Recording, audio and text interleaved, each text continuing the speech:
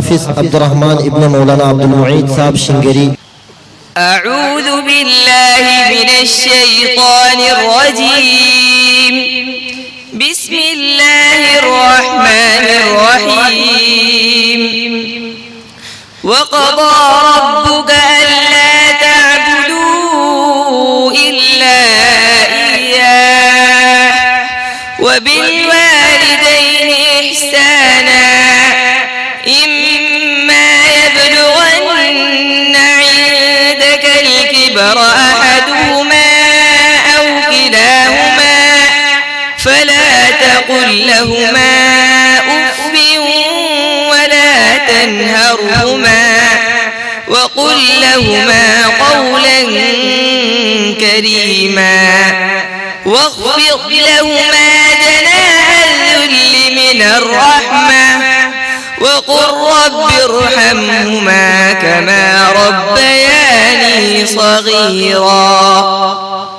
ربكم أعلم بما في نفوسكم إن تكونوا صالحين فإنه كان للأوابين غفورا. وآت ذا القربى حقه والمسكين وابن السبيل ولا تبذر تبذيرا إن المبذرين كانوا إخوان الشياطين وكان الشيطان لربه كفورا.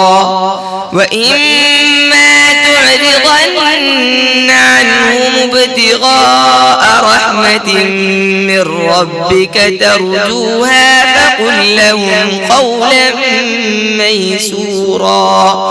ولا تجعل يدك مغلولة إلى عنقك ولا تبسطها كل البسط فتقعد ملوما محسورا.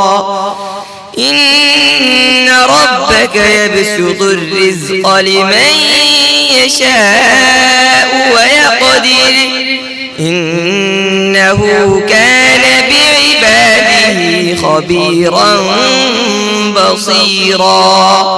صدق الله العظيم.